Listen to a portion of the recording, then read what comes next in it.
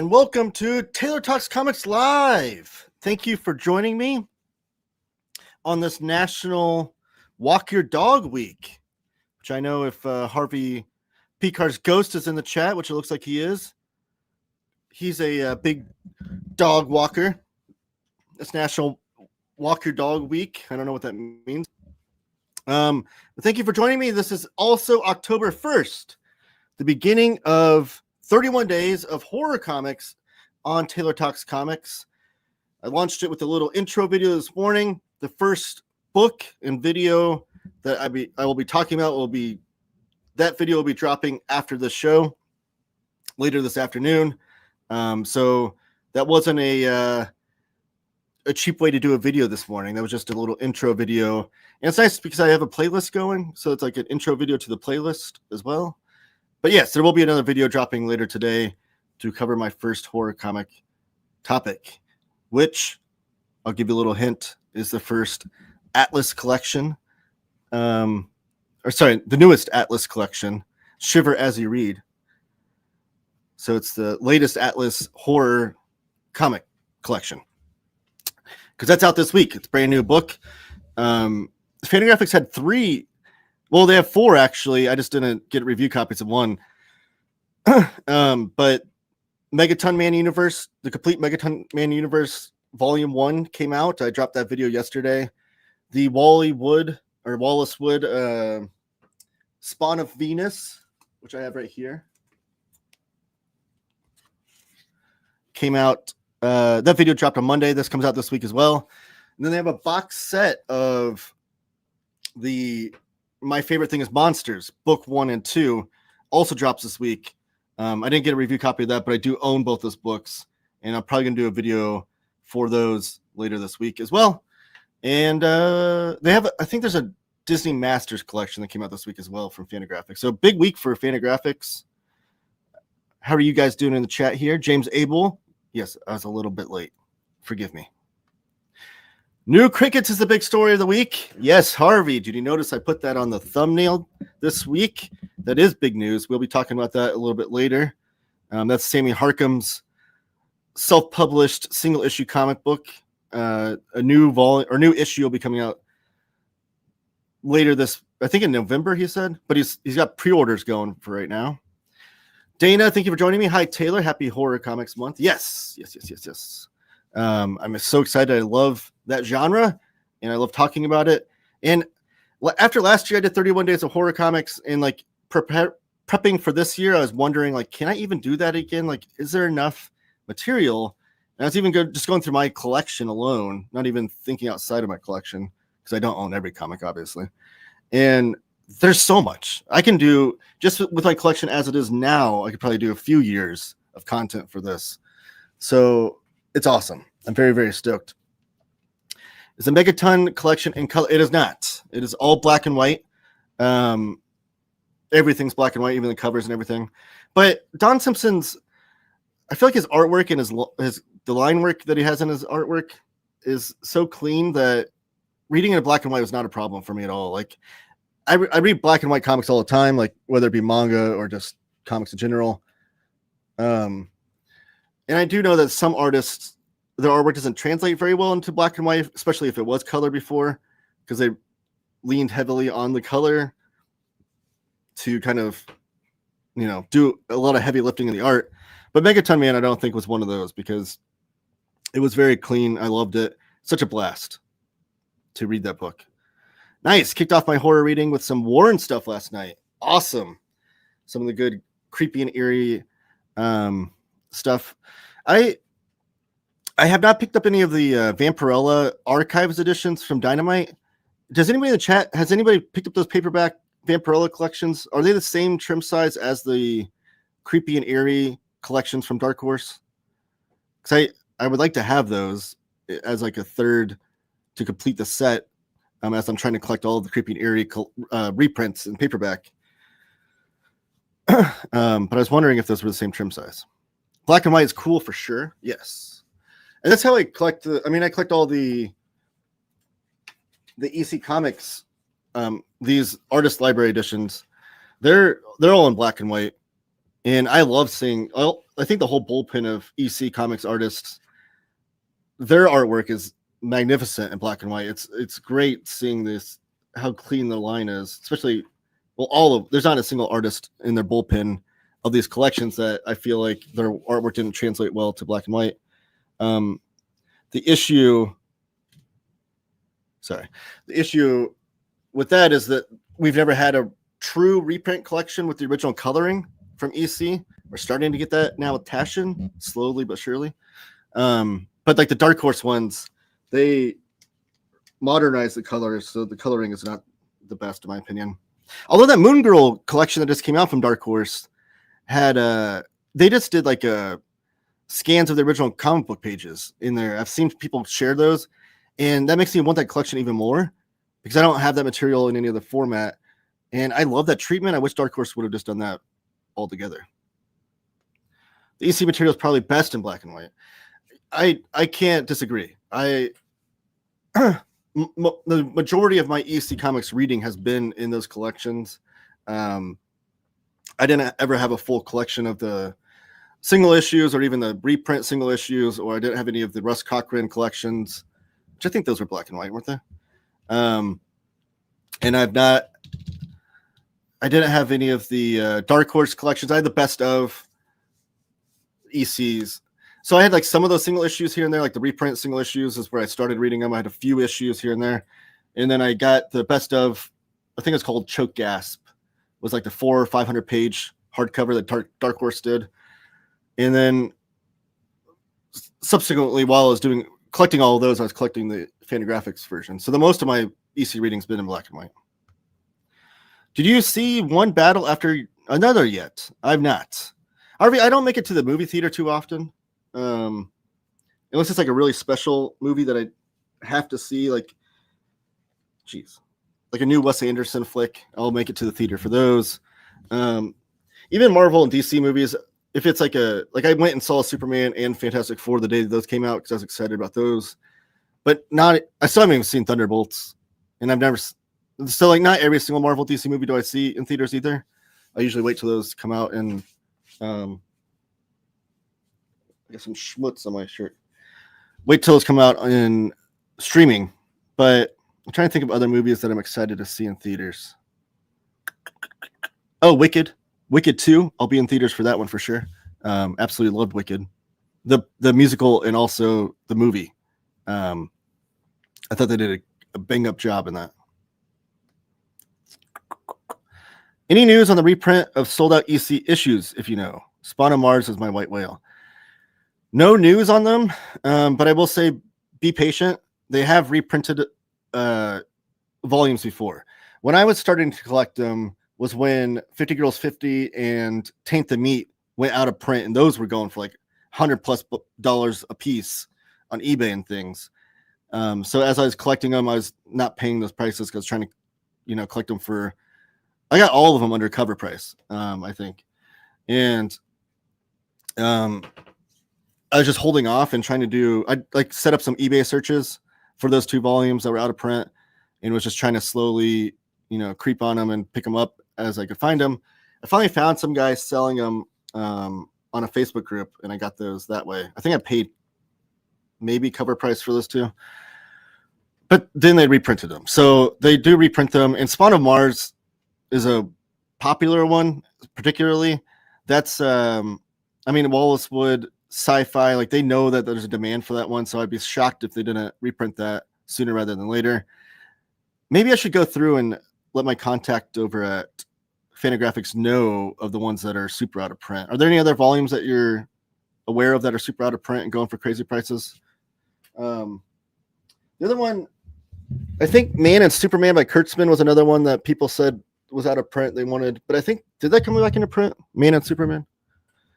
I think it did. I'm trying to think of Bernie Kriegstein's Master Race is another one I hear people asking for.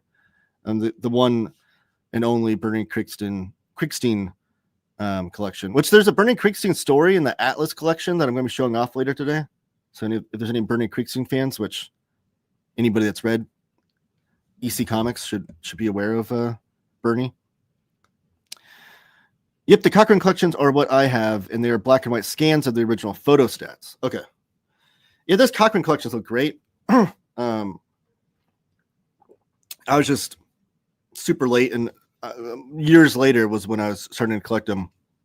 And I find them sometimes at thrift stores or antique stores that my wife and I go to, but they're always like crazy priced, obviously, because they're super out of print.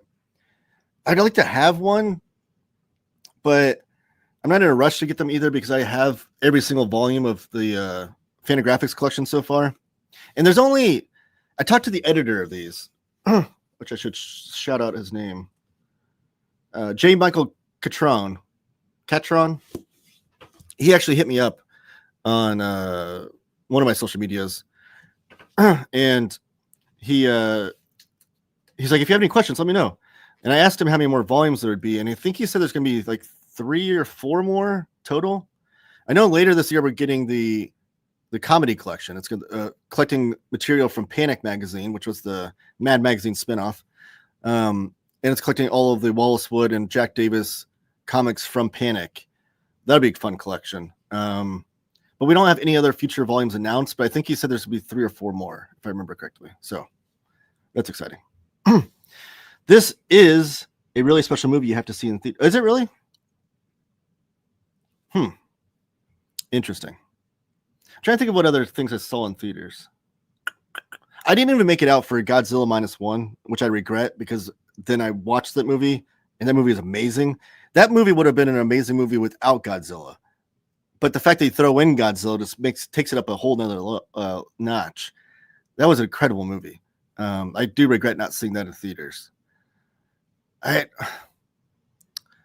know I saw what was that Benedict Cumberbatch movie? I took my wife to see that movie recently. It was not a special movie you have to see in theaters by any means. I do have a Letterboxd. If anybody's on Letterboxd, where I review movies and actually type out like decent sized reviews. And my Letterboxd account link is down below in the description, by the way, if you're interested in reading my movie reviews. I watch a lot of weird movies. Typically not newer stuff. I'm trying to figure what was the name of that movie. This is Roses or Roses? The Roses. Benedict Cumberbatch and I'm trying to see who else was in it.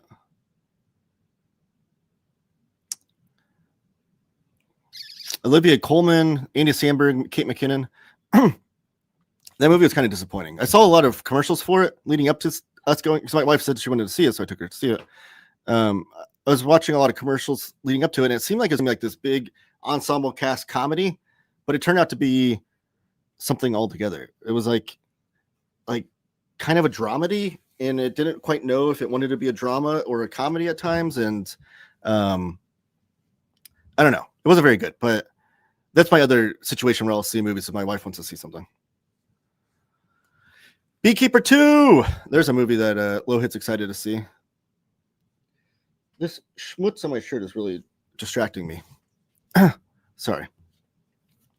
Spawn on Mars appears to be available for a decent price frequently on eBay. Okay, well, there you go. Oh, here's Cortez with the list here. Old Lace, Superman, Terror Train, and Master Race. Okay, that's a good list. Old Lace. It's a fairly new one, isn't it? Yeah, Accidents in Old Lace. Terror Train. Oh, those are all... Hold on a second.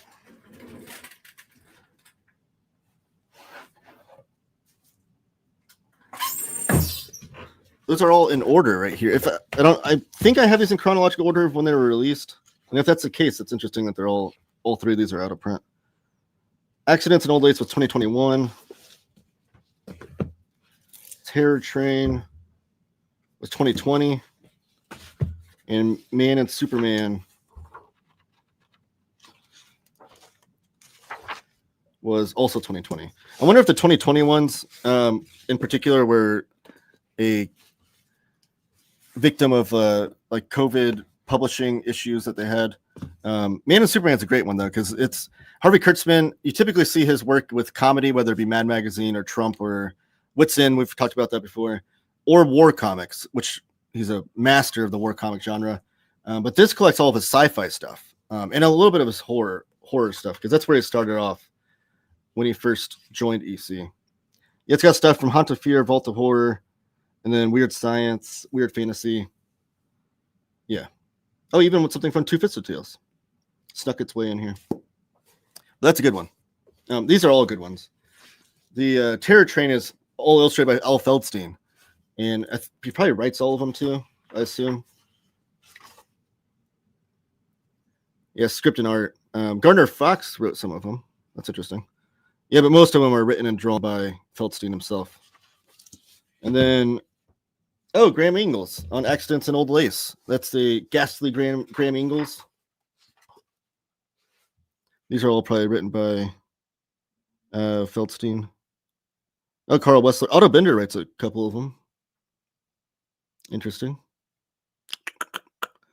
Story and script. Oh, Henry. That's a fun story. I like that one. Anyways, all these EC collections. I have a multitude of videos on these collections. I'm going to do another one. So I'm going to do an updated video whenever the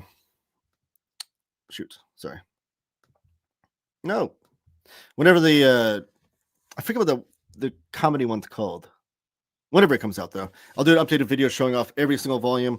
But this month, since it's Horror Comics Month, I'm going to be showing off every volume that collects horror comics in it and going over like ones that I recommend picking up if you only want one or two, that kind of thing.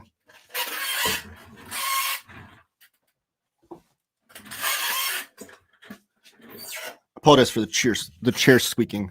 It's one of Josh Greathouse's favorite. He's not here today, though. Where is he? But yeah, so that's a question I frequently get with these collections is like, where do I start if I only want one or two collections? So that'll be part of that video. Dogwood Bumstead is the most stereotypical dad ever, and I love his appeal. It's really good. Also, Blondie is in it. Begins is more like Flash Gordon meets the real life Great Gatsby like stuff. Interesting. Anyone else automatically think of 50 Girls 50 when the movie The Passengers is on? That's an interesting comparison. The only movies I've seen in theaters this year are Eddington. Do you mean Paddington? Eddington, Superman, One Battle After Another, and I've seen this one 3 times. You saw it? Wow. That's interesting. Here's my Letterboxd account if you want to follow me on there and check out what weird movies Taylor watches. I may have forgotten other movies I saw in theater earlier this year. I've been rewatching Stranger Things though, because I know the final seasons, the first 4 episodes of the final season is coming out, I think late November. I think Thanksgiving week. Those 4 episodes come out, and then 3 more episodes come out on Christmas, and then the last episode comes out on New Year's Eve. And I love Stranger Things. I was late on the jump on that, but absolutely love that show. And so I've been rewatching that because I want to rewatch it before the new season comes out. So I think that's what I'll be watching throughout the month, along with the new season of Monster by Ryan Murphy, I think his name is. It's all about Ed Gein. That drops on Friday. That series or season, the whole season, I guess, comes out on Friday on Netflix. And they already announced the next season's going to be about Lizzie Borden, which is an interesting choice. And then there's a John Wayne Gacy series coming out on Peacock, but I think the first episode of that comes out October 16th. So that'll be interesting as well. Both of those are like acted out, scripted shows about those characters. They're not documentaries. And for some reason, if you look at my Letterboxd, I've watched a few of those types of movies recently. And I don't know why I have a fascination with watching actors portray those stories, but they're always awful too. So I don't know why I like subject myself to them, subject myself to those kinds of movies and stuff. But I will say the first 2 seasons of Monster were really good. I enjoyed the Menendez brothers one last year, and the Dahmer one was very good and unsettling for sure. I may have forgotten other movies I saw in theater earlier in the year. I have to agree with Harv. Any new Paul Thomas Anderson movie is an event. Jordan gets it. Kurtzman's sci-fi and horror work is my favorite Kurtzman. Oh, that's interesting. And his war stuff, of course. Okay, so you put his war stuff up there as well. His war stuff, his war comics are just the best ever. Whether he's writing and drawing them, like, because when he was writing them, he was also doing like layouts for his artists, which some artists loved and some hated. But Kurtzman war comics are just incredible. I have all those EC books too. Excuse me while I check the latest prices on eBay. My Gun is the Jury. That's the new Panic volume that's coming out with work by Wallace Wood and Jack Davis. Did you mean Paddington? Oh boy, I guess you really aren't a movie guy.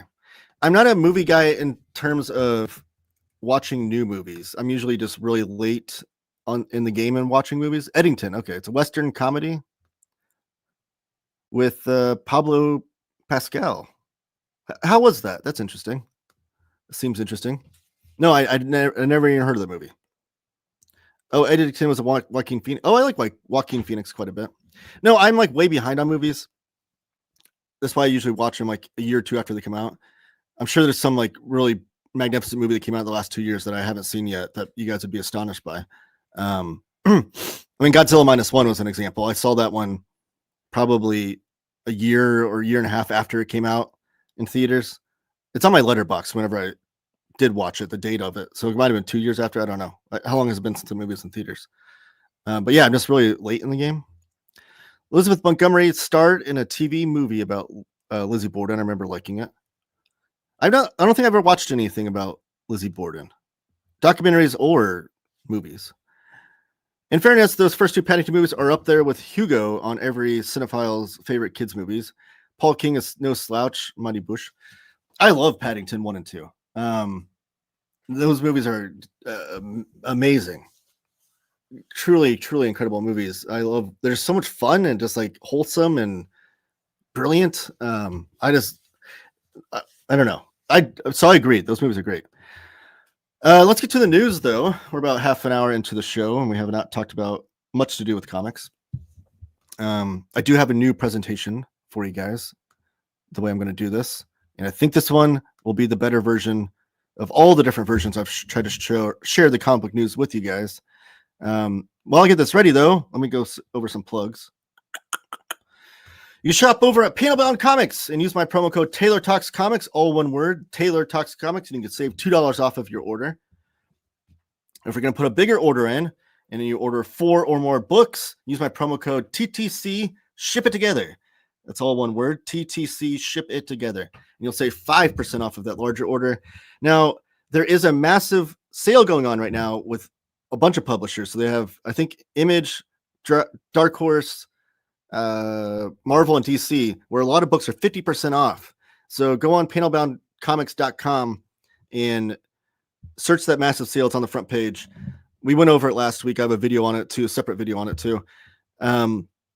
But those promo codes stack on top of that. So they're 50% off now, but you can get an extra $2 off using my promo code TaylorTalksComics. If you order 4 more of those books, or 4 more of any books, they don't have to be the ones on sale, you get an extra 5% off of that order with TTC, ship it together. And then don't forget to smash the like button, subscribe, comment down below. Super chats are always welcome and super appreciated. Yes, comment down below. Even if you're watching this on the replay, I will reply to all comments, so I'll go back and chat with you in the comments if you're watching this on replay, which I know lots of people do because noon Eastern time is not the best time for them to watch a guy talk about comics. Share screen. All right, let me make sure this is popping up good. Bum, bum, bum.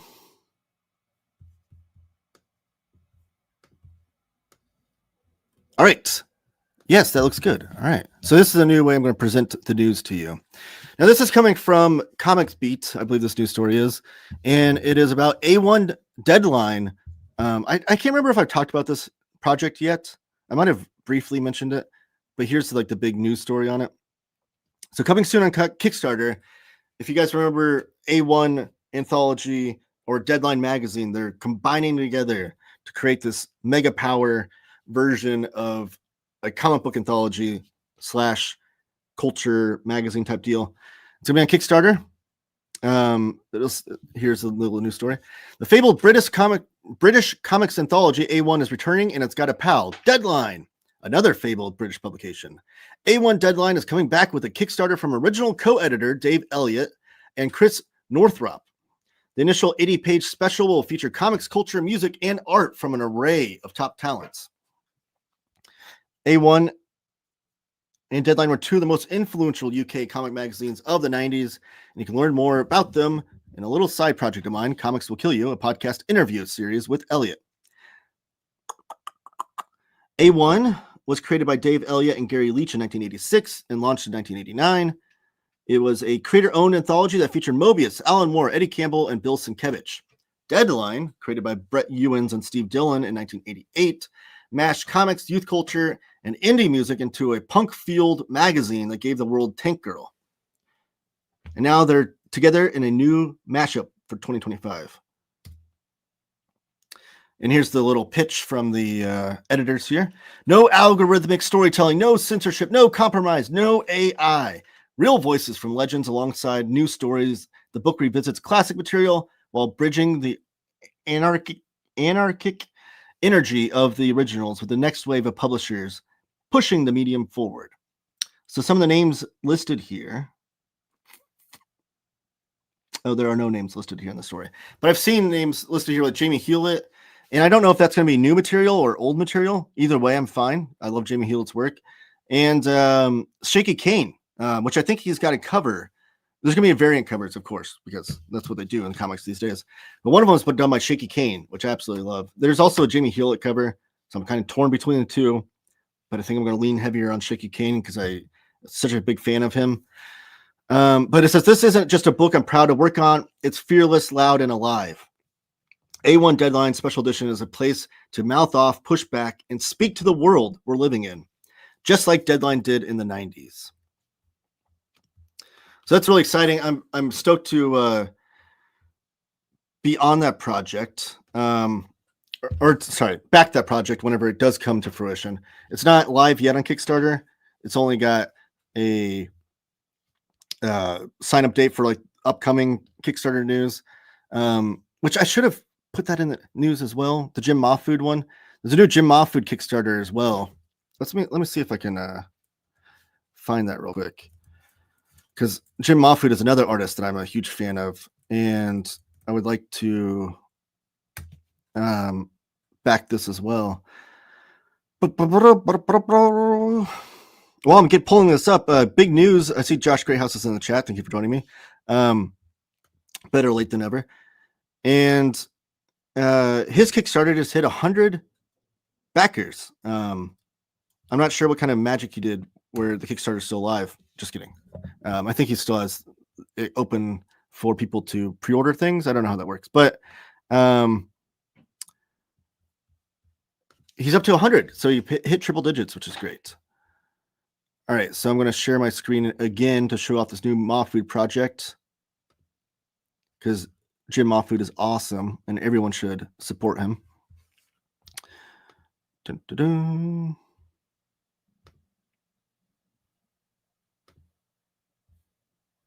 How is that? Apologize for the delay. All right. Defective Comics presents The Arachnid Enforcer, a brand new 48-page creator-owned superhero parody comic from Jim Mahfood. It's already live. It went live today, I believe. So it's 329 backers, 29 days ago. Already crushed the goal of 7,500. And this is a 1986. Oh, perfect year. I love that year. One of the biggest year in comic book history, in my opinion. Chaos has come to the streets of All Hallowsville. The Arachnid Enforcer and his sidekick Gangster Boogie get caught up in a web of spookified mysticism gone wrong. Can they learn to be real heroes, or will pure evil enslave their city? Here's the cover. So you can see it's obviously a parody of, well, here we go. The Arachnid Enforcer is over-top, creator-owned, Halloween-flavored superhero parody comic book unlike any other. incredible fusion of creepified heroics, indie comics, horror, comedies, and psychosensual mayhem. He spelled indie comics wrong, though. As someone from Indiana, I do take offense when people spell indie comics with a Y. It is I-N-D-I-E. I-N-D-Y is things from Indiana. But I'll give Jim Mahfood a break because he's awesome. So all the pages are, I think he's done with the project. It's interesting that he's calling it a Halloween field comic, but the project won't actually be finished until after Halloween. But just look at this artwork. These pages are like, how much energy can you put onto a comic book page?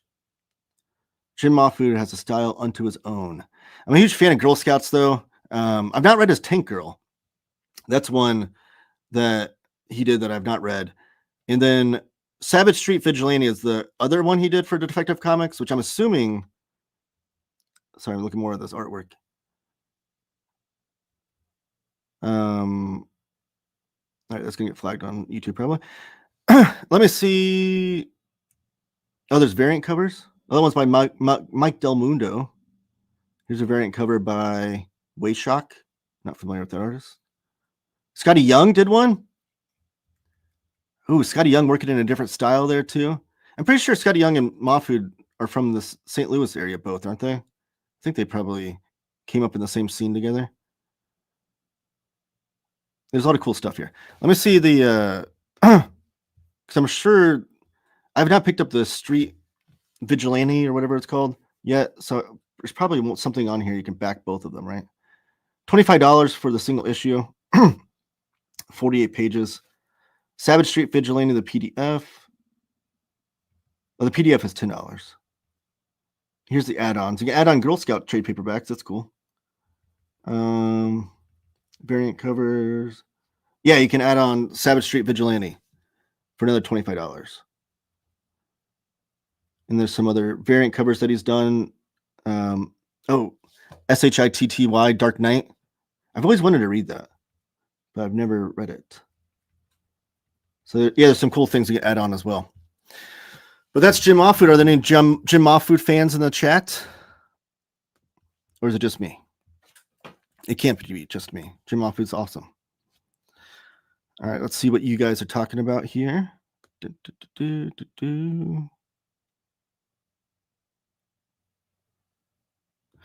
Eddington is the best Ari Aster movie so far, in my opinion. I hope everyone ordered Cricket's number 9 already. Perfect jumping on point. Brand new serialized story starts. That's one of my news topics. I'll get to it next then, Harvey, because you seem a little bit eager, so I'll talk about that next. Use promo code Beekeeper2 and get nothing. Of course. Why would you get anything for that? Thank you for joining me, Lohit, though. I don't think I said that. Josh is late, but he's here. He wants me to start over, but I cannot. Afternoon. Thank you for joining me, Tyler. I will take your money. So Josh is prepared to take your money if you want to back Bang Ballad of the Tiger still. Josh has been slacking lately. Josh probably used some black magic to get to 100. Possibly. I was getting the Capitol Police called on me. What have you all been doing? Because you used black magic? Is that true? I will block you here. Haha. There's a Jim Mahfood Kickstarter. And then here is Wayshack is a dope artist. I tried to get him to do a Calvin Hobbes Scary Snowman commission for me, but he ghosted me. Oh, that sucks. What has he done then? I'm not familiar with him. Is he just like an artist that does cool prints and things, or has he done comic book interiors? But yeah, let's get to the Sammy Harkham news, because Harvey here is eager to get you all to back this for pre-order. So if you go to Sammy Harkham's Big Cartel page, which I am going to share my screen right now and show you.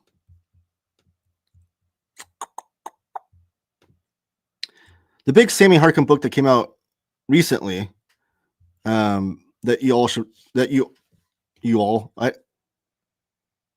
that's bizarre. I never said y'all in my life. I don't know why that just came out of my mouth. That you all, everyone in the chat should be picking up, if you haven't already, would be the Blood of the Virgin hardcover. I think Pantheon Books put that out.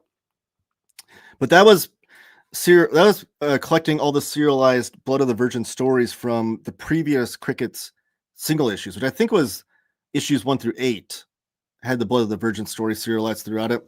But what Harvey's referring to now, when he said this is a good jumping on point, is that Cricket's number 9, which you can see the great cover here, which that's great title lettering, by the way.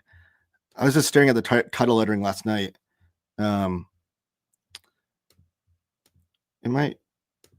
What's happening here?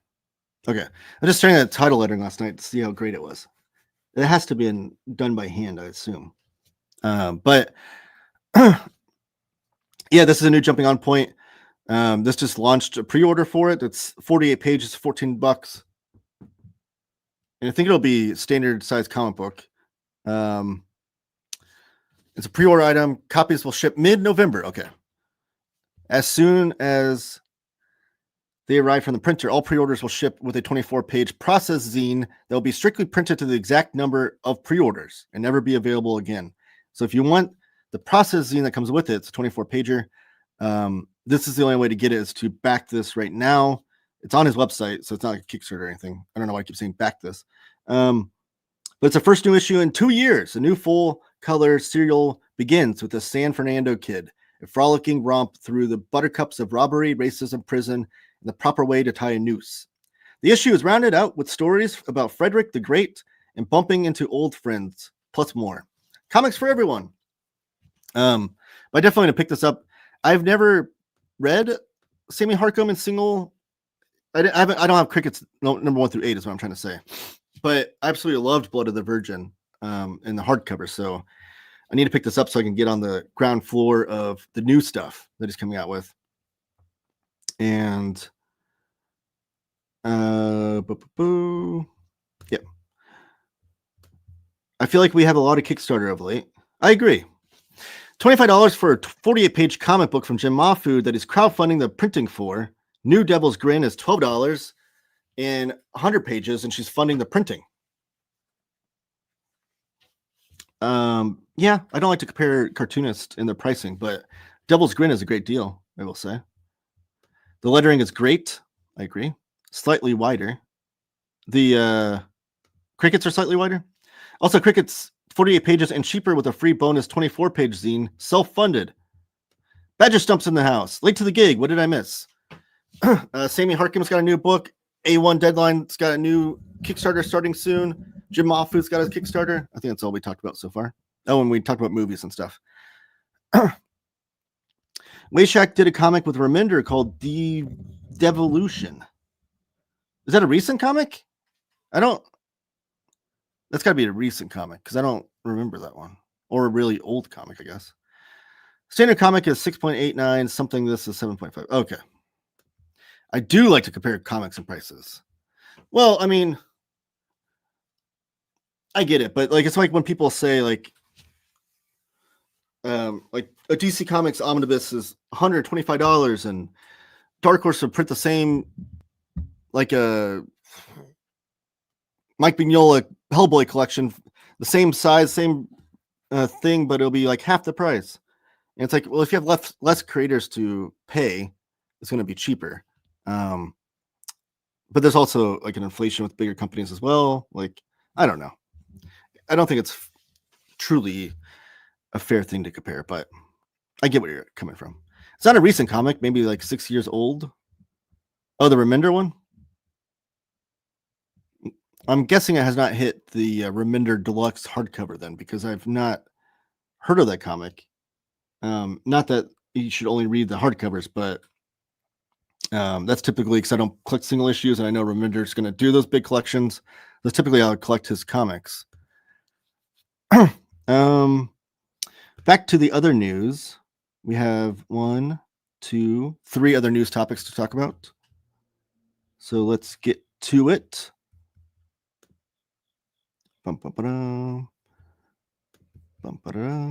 This news topic dropped literally minutes after I went live, or I closed my show out last week. I was kind of frustrated. Literally minutes after I shut down the show, this news topic dropped, and I was like, dang it, I would have loved to talk about this because this is a project I'm super stoked for. And it is Thor, Behemoth of the Black Moon by Eric Powell. This is the latest of the Marvel Arts line from Abrams Comic Arts, the line that has previously seen the Alex Ross Fantastic Four book, which is incredible. Full Circle is what that was called.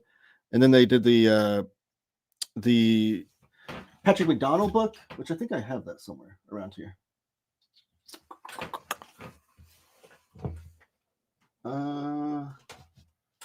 Maybe it's upstairs.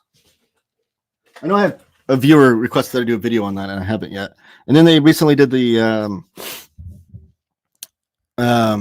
Avengers story by Chip Kidd, and was it Michael Cho that did the artwork on that one? I've not picked up that one yet, but this is the latest for that. So Marvel Arts line, and it seems to be that they're just picking out these creators to do like these graphic novel format, which is amazing and it's such a good idea, and harkens back to an earlier time in the 80s when creators were doing this. Like we had Bernie Wrightson do a really cool Spider-Man story, and Bernie Wrightson also did a awesome Thing and Hulk story.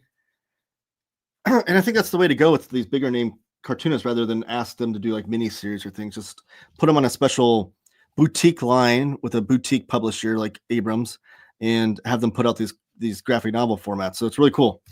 But this is from Comic Beat as well. They got a little snippet here from Eric Powell himself saying, growing up a Marvel kid as I did, getting free reign to tell a story with a premier character like Thor is a dream come true. I didn't want to waste this opportunity, so I'm doing exactly what I want, a big cosmic adventure with giant Kirby-style monsters. Yeah, this book is absolutely my love letter to Jack Kirby and Walt Simonson, and I think their influences will be clear. As if Eric Powell couldn't get me to be more excited about this, because it's Eric Powell, who I'm a huge fan of his cartooning anyways, and he's doing a Thor story, which I'm a big fan of Thor, and then he's going to say that it's going to be a love letter to Kirby and Simonson. Like, sign me up. I think I've always thought that Eric Powell has a little bit of Kirby energy into his artwork anyway, especially with the Goon, the way he draws his figures and things.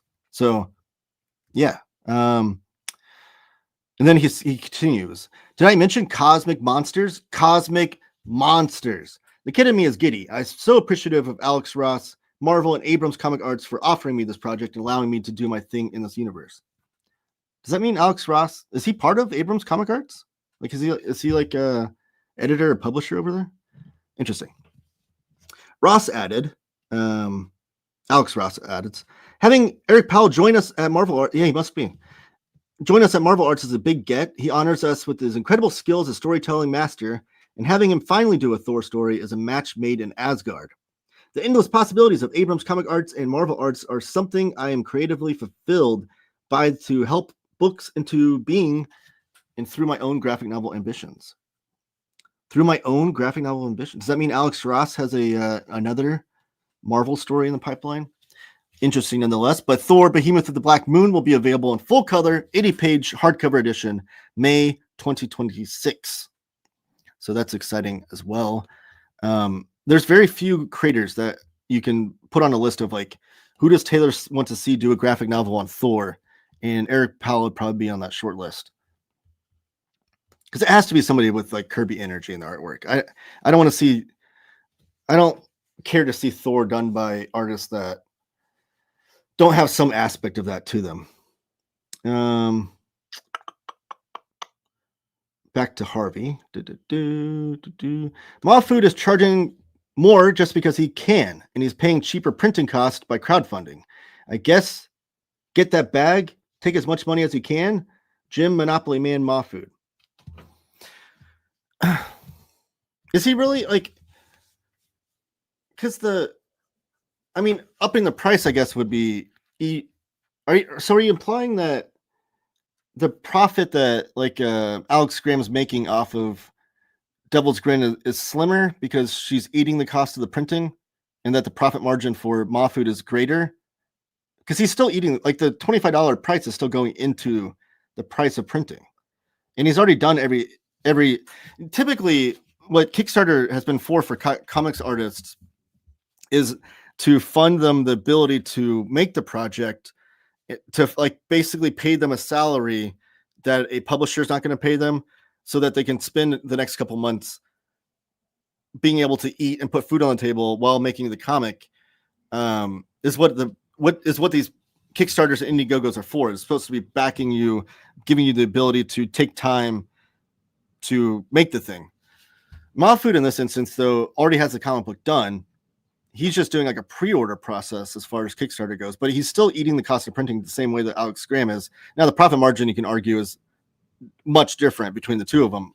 I'm not going to argue with that at all.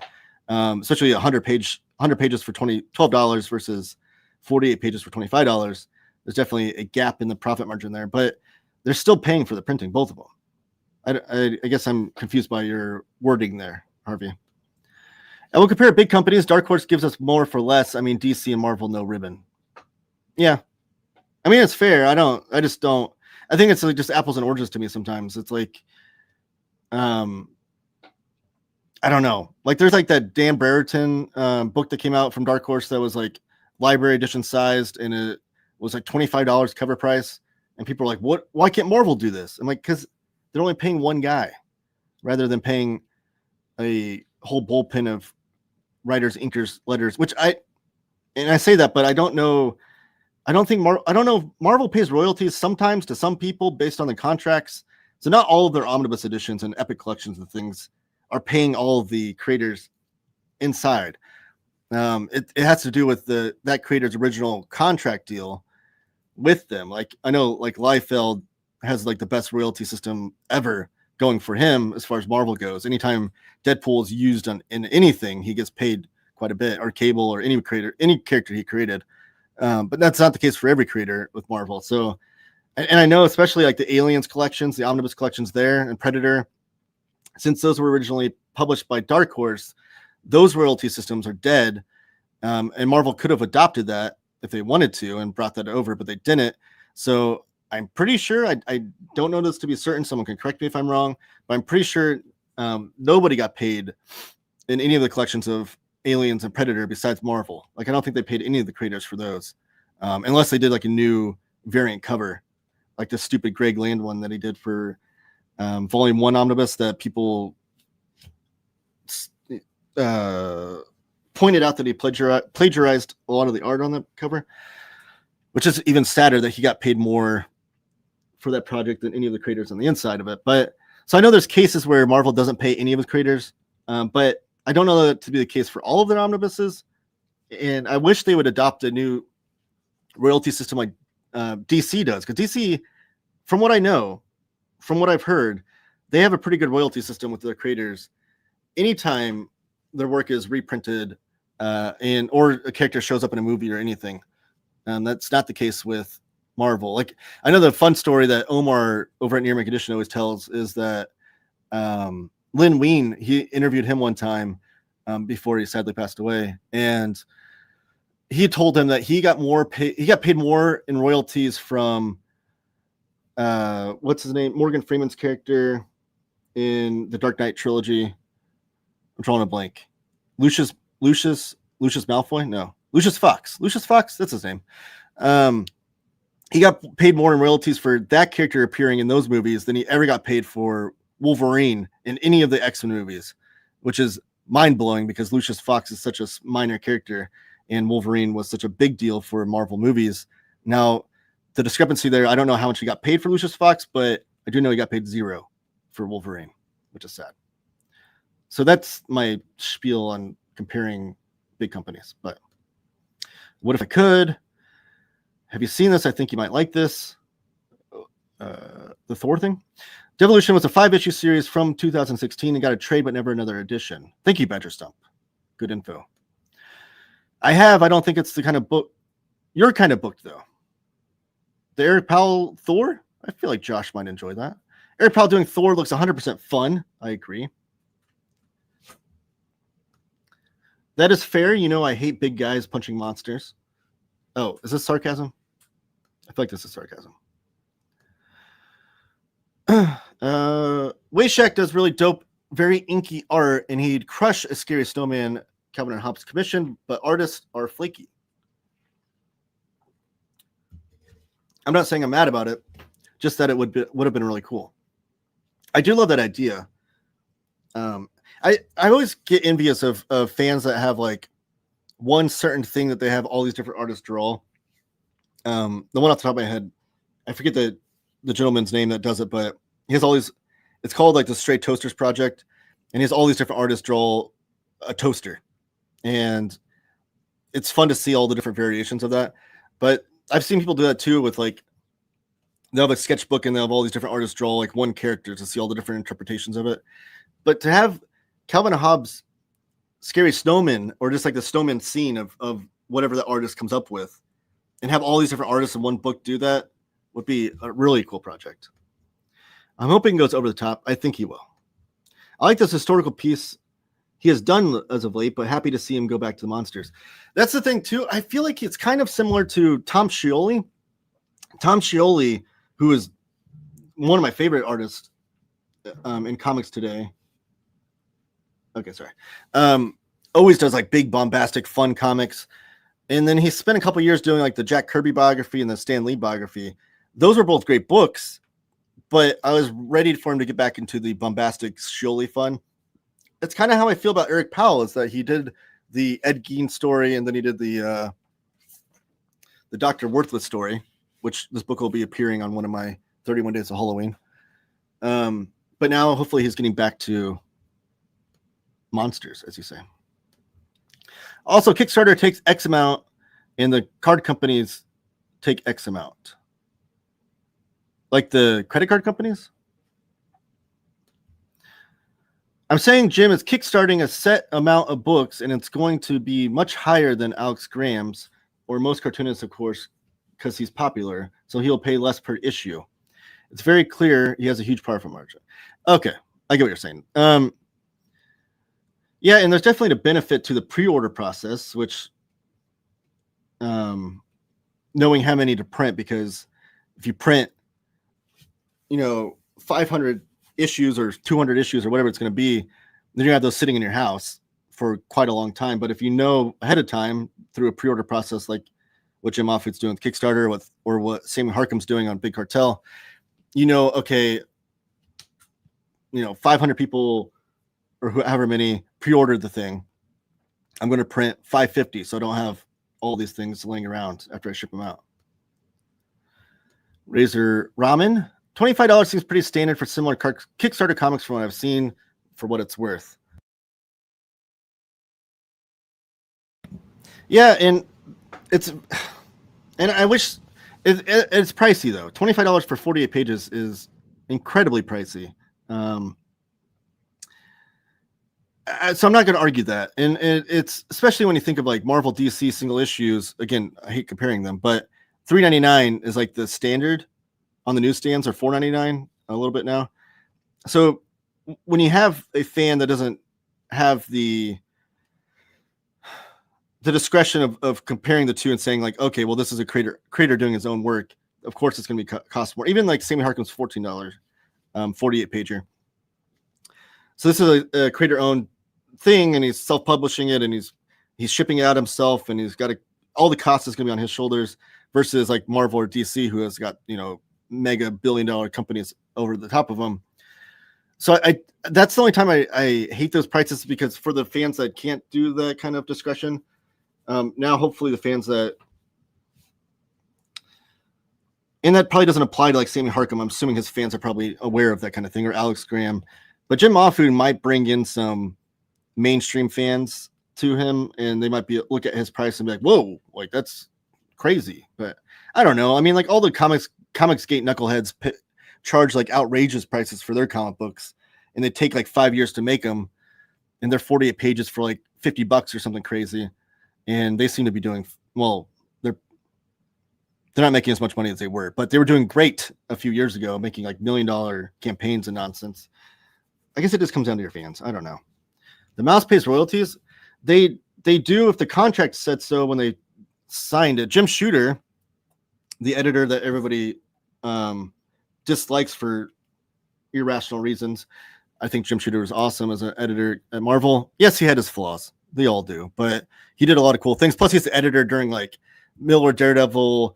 He wasn't there at the beginning of Claremont's X-Men, Claremont Byrne X-Men, but he was there during that whole run of Claremont, or like his whole run of editor was with Claremont X-Men. He put John Byrne on Fantastic Four. He put Simonson on Thor. Like all these incredible like best runs ever at Marvel were done under Jim Shooter. But another thing he did was implement a royalty system, and that's the royalty system that Liefeld and McFarlane and those guys benefit from. And it's funny to hear stories back then from McFarlane and Liefeld, because McFarlane will say, like, I was trying to pencil and ink my own work because that was 2 paychecks. I got paid as an inker and a penciler. And that's why there's like that weird adjectiveless Spider-Man issue where he colored it as well, because he wanted to be a paycheck for that. And then he started writing his own stuff too, which he got a paycheck for that. So he was always telling Liefeld, like, you got to ink your own stuff, like you get extra paychecks. And Liefeld's strategy was, I'm going to create as many characters as I can, because if Marvel ever uses these characters, I get paid from them. And he's benefited handsomely from that with Deadpool and Cable. Now, you read those early issues of New Mutants and X-Force, and you'll see like he's introducing like a dozen new characters every single issue, and you can see he's just trying to flood the issues with new characters for that reason. But it worked out for him. So yeah, there's a brief periods throughout Marvel's history where contracts had royalty payments for any artist that signed a contract during that time. But then after like the early 90s, they quickly got rid of the royalty system. So Liefeld's contract still states that, the contract that he signed back then, and they've actually asked him to renegotiate that contract, and they even said like, we'll pay you a lump sum to get you out of that contract, so we don't have to continue to pay you royalties. And Liefeld intelligently has said, no, forget that, I'll keep my contract. But it's interesting things in that whole system. People complain about indie cartoonists charging $12 to $20 for a single issue when they are self-funding a 500 issue printing. Printing cost per issue goes down significantly the more you print. Correct. Also, it's just dumb he's using Kickstarter instead of doing it himself, since he's popular enough. It doesn't make sense to give Kickstarter a cut at all. Now, I won't argue with you on the give Kickstarter a cut thing. Like, that's absolutely true. You're correct. He could totally do this through his own website and things, which he has his own website that he sells his comics through anyways. But he could totally go that route instead of Kickstarter. I'm assuming he's choosing Kickstarter because it'll give him the benefit of publicity from Kickstarter, getting more eyeballs on the project, perhaps. Now, I don't know if that benefit for Jim Mahfood is bigger than the cost that he's giving, the payment he's giving to Kickstarter. You know, you got to weigh those two things as well. But there is a thing that Kickstarter's publicity, when you go on the front page and it says like popular comic or whatever, that is a benefit that you have. And there are comic book fans that exclusively buy comics off Kickstarter, which is the weirdest thing. But there's an audience that only is aware of buying comics at Kickstarter, or they're just dedicated to that platform for whatever reason. So he could be just trying to grab some new fans, new people from that platform. I think there's something to be said about that too. I feel like Harvey is so dry. He goes around so much that he seems to be complaining when he isn't. Oh, I mean, that could be the case too. I'm not offended by anything Harvey says, like, as far as like, I'm not feeling like he's attacking me or attacking the things I'm saying or anything. Like, I like the back and forth with Harvey about his views on things, because we share very similar tastes in comics, but we might have differing views on other things to do with comics. And I like that back and forth. I'm open to his interpretation of things, and he's got knowledge that I don't have in certain areas of comics, especially the self-publishing scene and of what cartoonists are putting out cool things. So I welcome it. And I don't feel like he's attacking me at all or anything. Like, I don't know if that's what you're implying, is like that I feel like I'm being attacked. I like the back and forth with Harvey. Lucius Fox. Yes. Thank you, Tyler. Josh, anything that isn't outright praising someone isn't necessarily complaining. That's just a way for people to hand wave criticism. I agree with that too. There's certainly something that something to be said too, where people will dismiss criticism or intelligent critiques for things because they just feel like people are whining. And I don't take anything you say as that. That's why I address all of your criticism or complaint, whatever you want to call them. I address them all and give them their own value and time. Sorry, Taylor, we're being sarcastic. I work for Comic Craft, and we are lettering the Thor book. Oh, nice. Awesome. Josh is just trolling. Tyler, I didn't. So that's interesting. So you work for. I would like to know how the process works. So I always see Comic Craft as a lettering thing, but like, there's no names attached. So I assumed it was like a studio. I know a guy that only gets Sylvester Stallone pieces done too for him. Oh, that's awesome. See, that's cool. I've always wondered what my thing would be, though. I assume it would be like, I don't know. I think Cable is a really cool character design. It'd be cool to see a bunch of different artists can interpret that character. And that's one thing I loved about, I went through the last couple of years reading like every Cable story and issue that he appeared in over his entire existence. And there's so many cool artists that did artwork for Cable. I feel like that would be a cool one. I'm trying to think what other character or thing I'd have an artist, a multitude of artists draw. I don't know. It's a good question, though. What? Since when? Bill Sienkiewicz did a book called Stray Toasters. That one? No. So that's where the project got its name. I forget the guy's name. He's on a Facebook group with me. But he named it after Stray Toasters from Sienkiewicz because he's a huge Sienkiewicz fan. And he's even had Sienkiewicz draw a toaster for him in this project. But that's just where the name came from, is that it was a kind of a tribute to Sienkiewicz. But it's not that. Sienkiewicz's Stray Toasters series was a totally different thing. Dicko's Kickstarters were like $10 for a comic. Yeah. I'm not aware of his Kickstarters that he did. But that's a good, awesome. I agree. Comicsgate and Jim Mahfood priced their comics similarly. Ha ha ha ha ha. I hate to put them in the same hat, but yeah. I need sarcasm font. That'd be a cool thing. Why hasn't that existed yet? I found out that after backing the Nexus Kickstarter that Mike Barron is pro Comicsgate. He is, and it's unfortunate. But I still love like the original Nexus stuff with Steve Rude and the Badger character that Mike Barron did in his Flash run. I enjoy that as well. It is unfortunate that he's gone the way of Comicsgate, but I don't know. He's a right-wing. He's always been a right-wing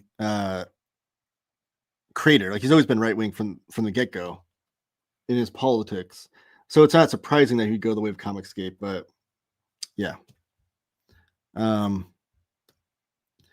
Yeah, but the dude isn't. But the thing about that is that I think Mike Barron is doing a Nexus Kickstarter, and I think Steve Rude, the dude, also did his own. I think that's the way they've decided to split the property as far as who owns the rights to it, because they both, Barron wrote it and Rude drew it, is that they're both giving each other the ability to do their own stories. So they both have different campaigns going.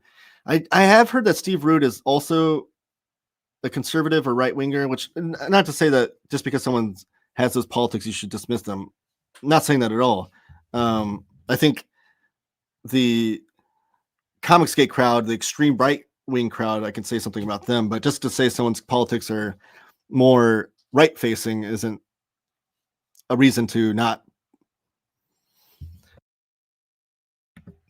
support them as an artist or whatever. So Steve Rude has not gone the way of Comicsgate, but I have heard that he is conservative, which is neither here nor there, I guess, is what I'm trying to say. I assume anything that comes after the word great house is sarcastic. That's a good policy. You're a good friend and a better person and best father. Well, geez, all the love being poured out. I like it.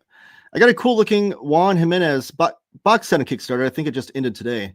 That one looked awesome. Was that through Humanoids? I hope that gets put into the direct market as well. Juan Jimenez is an amazing artist. Like the things that he was doing as an artist before the digital age of art is amazing. Like his artwork looks digitally done at times, but he's doing it before digital art was even a thing. Especially like his Meta Barons artwork is just mind-blowing. I absolutely love that story.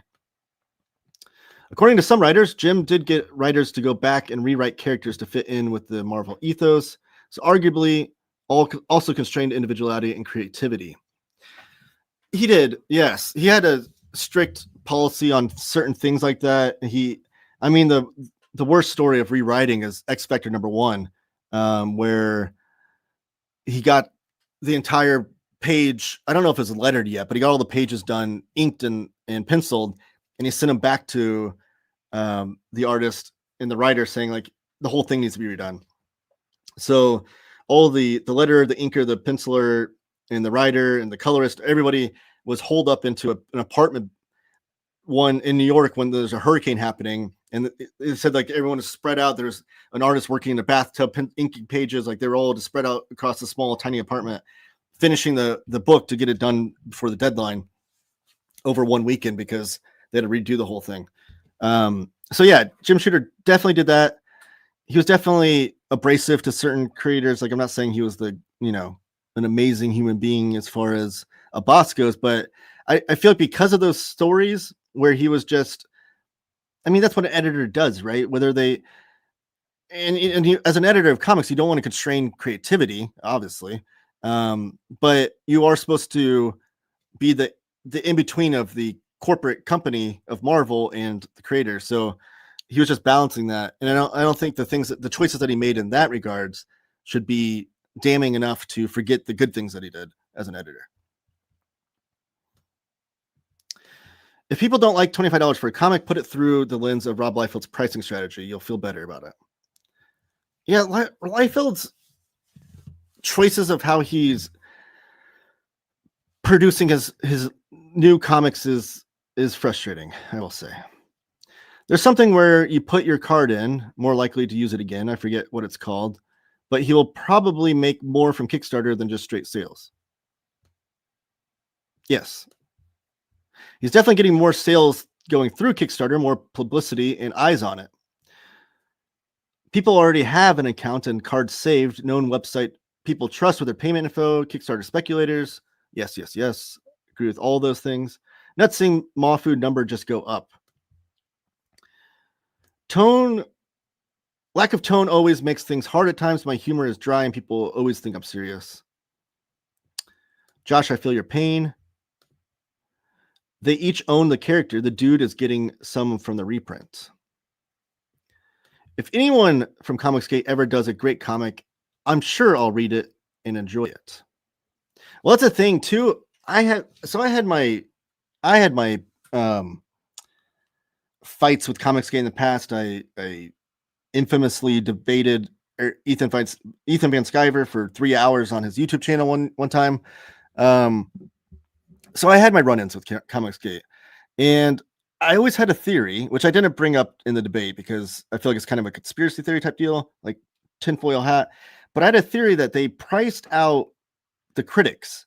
So they priced their comics in a way that someone just wanting to read the thing, to critique it or write a review of it, that may give it a bad review, would not be willing to slap down $50 for the single issue.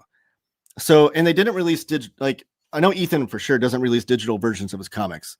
I think there's some scans floating around on those pirated websites, probably. But so you can't read it digitally. And the only way to read the thing is to pay $50 or whatever it is. I think it's like $35 with $15 shipping. So it's $50 total was typically his model. So I feel like it priced out any sort of bad criticism was my kind of theory about that. I don't know if that holds any weight or not, but that's just the kind of the feeling. And then there's the reverse of that is if you are a fan of his and you paid $50 for the single issue comic book, there's like that inherent, like, I don't want to look like a dope by saying that I spent $50 on this crappy comic. So I'm going to say I like it. And not saying that applies to everyone that said they like it, but like, I think there's a little bit of that going on with the positive reviews where people are like, I kind of have to say I like it because I spent $50 on this thing and waited 5 years for it. So I think that's a little bit of the positive critiques as well. So let me know if it ever happens. The Kickstarter I backed is the Omni of the original run, so I think Rude must get some of that. I figured you are that canary. Alien books for Jimenez. I got it too. Oh, Alien books. So which I think they're partnered with IDW now. So they must do it. I've heard there's a full review of Comicsgate comics judged solely on creative merit, possibly coming in an issue of TCJ. Like soon, like in the future? I feel like the time has passed for that to be a big story. I feel like Comicsgate's been dying down for the last year or so. Even like you even look at recent campaigns from Ethan Van Sciver, who's been like the head honcho of Comicsgate and like the biggest moneymaker for Comicsgate. His recent campaigns are not doing as well as they were before. He's still making money, obviously, but oh, I skipped some here.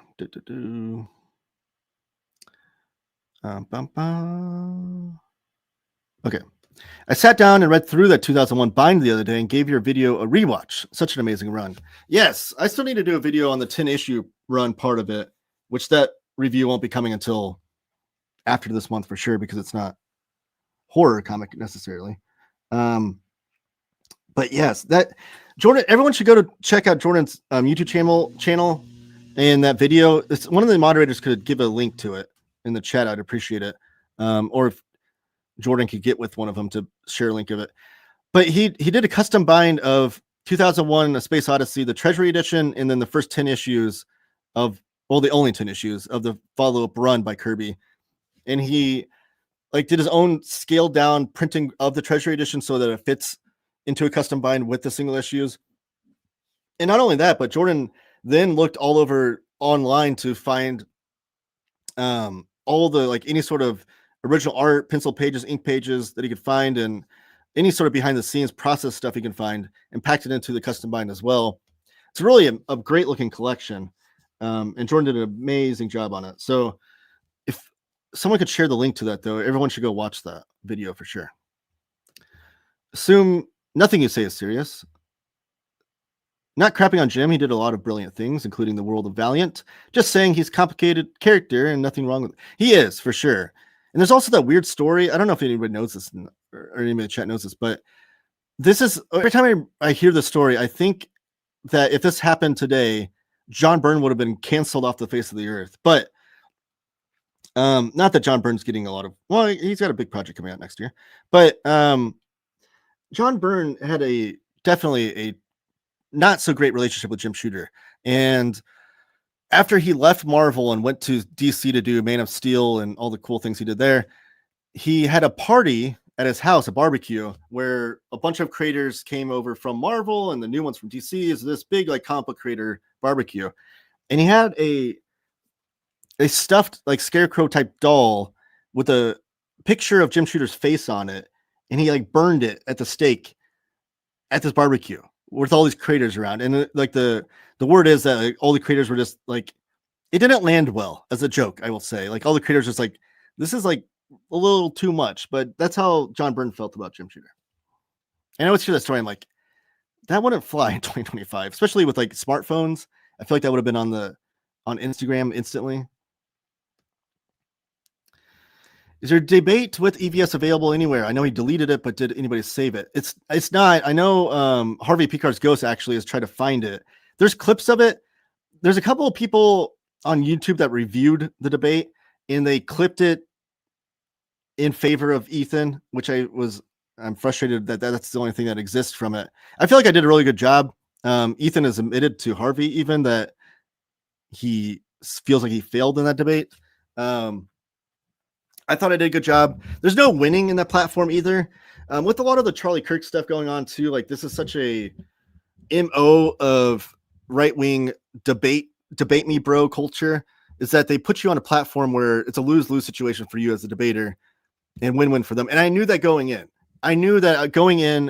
The only people watching that were going to be a small part of my audience, which back then my audience was much smaller than it is today, which my audience is still small. And 98% pro Ethan. And when you have that kind of audience, no matter what I say, I'm going to get criticized from his audience, going to get, made fun of, going to be told that my argument is lame or whatever. But I knew that going in, my goal was to get Ethan to take a step back and catch him on his back foot and potentially produce some clips where Ethan and his hypocrisy would come out, which I think I did that. Unfortunately, I wasn't I didn't keep any of it because I was just like, whatever. But he went 3 hours. So the debate was 3 hours, and then he like kind of like kicked me off the show. Not kicked me off the show, but he's just like, all right, I think we talked about everything we need to talk about. And I was like, oh, okay. And then he went on for 3 more hours talking to his fans about the debate in like this weird, like, everybody please tell me I'm smart and I'm good because I don't think I did a good job in that one, but it was whatever. But I feel like I did a good job. I feel like I do have some regrets about it. I feel like I should have come on a little bit stronger in certain points. Because my goal going in was like, I was going to treat this like a journalist. Like, I have a journalism degree. Like, I'm very, hard into the how to properly do journalism and things. So I was wanting to go into it with that mentality. And I was going to try to be even keel the whole time and not yell, not name call, because that's their MO. I was going to make them look like fools for attacking me and name calling. And that's my goal. But I feel like I should come on a little bit stronger on some points and made him really look like a fool when he was clearly deflecting or clearly going on, like trying to distract from the points I was making. But no, I don't think it's available anywhere, unfortunately. It should always be a mention that not only did you debate EVS, but he admits you destroyed him, and he has deleted the video and acts like it hardly even knows about it when asked. Yes, and then he eventually blocked me on Twitter, which was funny. Not because I was like it was just because I don't know. It was just interesting. The whole debate was funny how it even started, because it started with on Twitter there was some other pro Comicsgate person talking crap about some creator or whatever. And I chimed in with like, this is back when I would get in arguments online, which I don't do much anymore. But I chimed back in with like, Comicsgate stupid, like go like something about like your dad, Ethan. I don't know. It was something about Ethan, but I didn't tag him in it. I just put his name. And then I quickly found out that Ethan will vanity search himself because he found the tweet and then quickly replied and challenged me to a debate. And back then, my Twitter following is already small anyways. But back then, it was even smaller. I had like 300 followers. And he challenged me to this debate. And I instantly knew what he was doing. He was trying to debate me, bro. This small following of a guy on Twitter, and thinking that I'd either, say like, no, I don't want to debate you. And then he would get the victory instantly. And all his fans would be like, ha, ha, ha, Ethan won another debate before it even happened. But I also feel like I have the ability to debate. I feel like I'm a good debater. And so I was like, F this, I'm going to stand up to him and really make him, eat his words. So then I was like, game on, let's do it. And then that's how the debate happened. That is harsh, sir. I looked everywhere for it and actively harassed EVS to make it public again, and it's not happening. I'll never know how good or bad a Comicsgator's comic might be because I'll never see it. And if Van Sciver's Frog comic is any indication, I'm not missing anything. Yeah, his I think, I don't know. I don't want to go into Cyberfrog, but yes, I agree with you. Alien Books is under IDW. They also did the Zorro one. I don't know if the TCJ thing is happening, but I heard it was something that was being actively considered like a year ago. You did that? Yeah, you need to see the video. When I say I heard, I mean from a direct source who definitely knows, not through the grapevine. Okay. Well, I'd be curious to see. I'd love to read that review of Comicsgate books. I'm not saying I'm banning him until he sends me the book, but I know I want this. I want the copy too. There it is. Kirby book I want from Jordan. Here's the link that Jordan did of the 2001 book. So after this live stream, everybody go click on that and check that out. Will you marry me? Trying honey instead of vinegar, I see. Thanks, guys. You should try it. Pointing out my shortcomings, that's a ban. Don't ban yourself. There's still hope. Debate me, Taylor. Well played. As a journalist, what do you think of reviewers only giving positive reviews? Well, I'm guilty of that, Harvey. I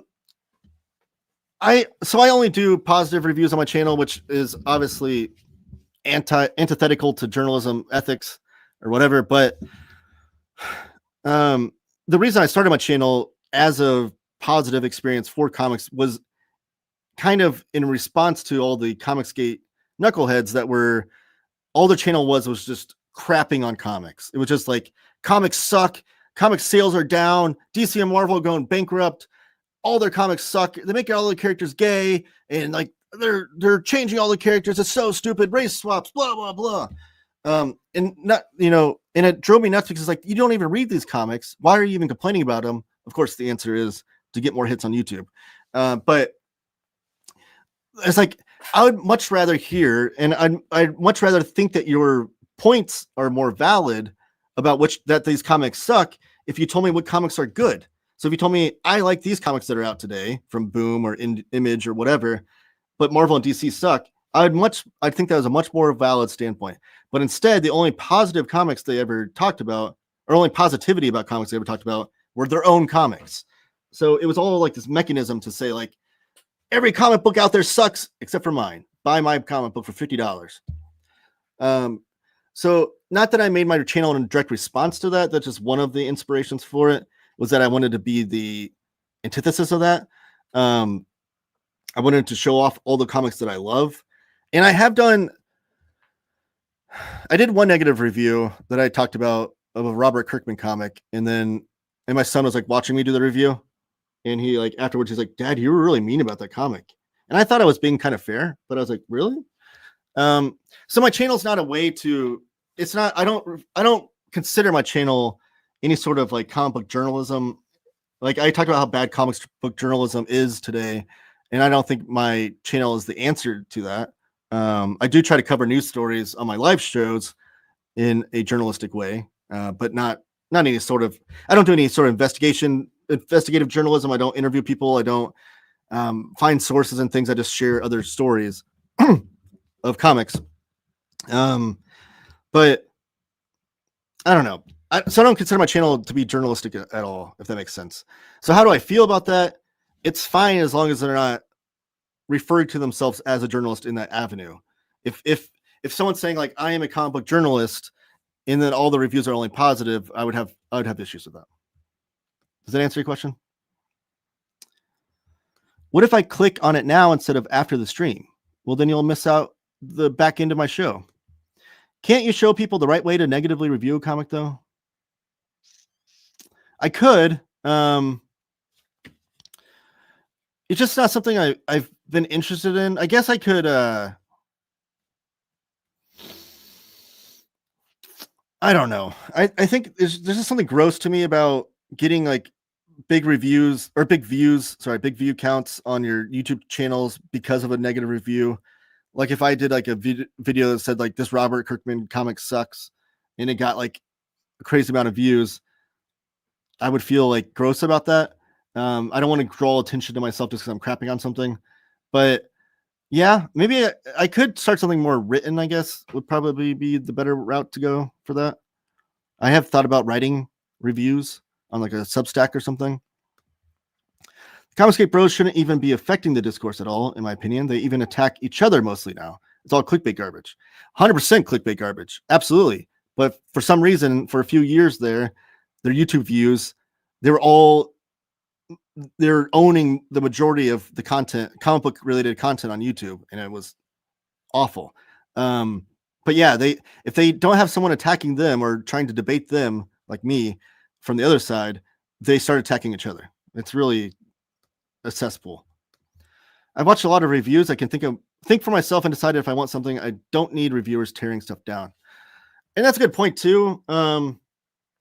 I do feel like there is some ownership in the reader of the review to use their own discretion with whatever they're reading in that review, as far as if they want to read the thing or not. Like I don't subscribe to the notion that like, I want to find this one person that has similar taste to me, and I'm going to buy everything they tell me to buy, and have my opinion's going to align with theirs exactly.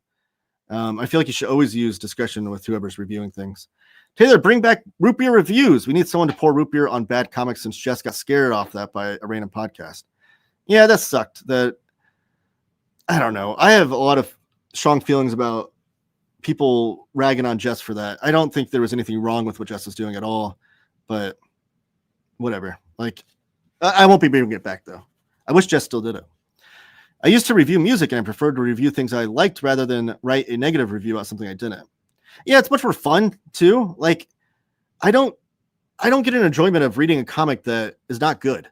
When I read a comic that I don't enjoy, I feel like I wasted my time almost. Like, I feel like I'd much rather read something that I know I'm going to like. And I feel like after 30 plus years of reading comics, I can discern my taste to, or I almost can know if I'm going to like something going in or not. So like, if it's whether it be a creator that I enjoy or a story type that I enjoy or a character that I enjoy.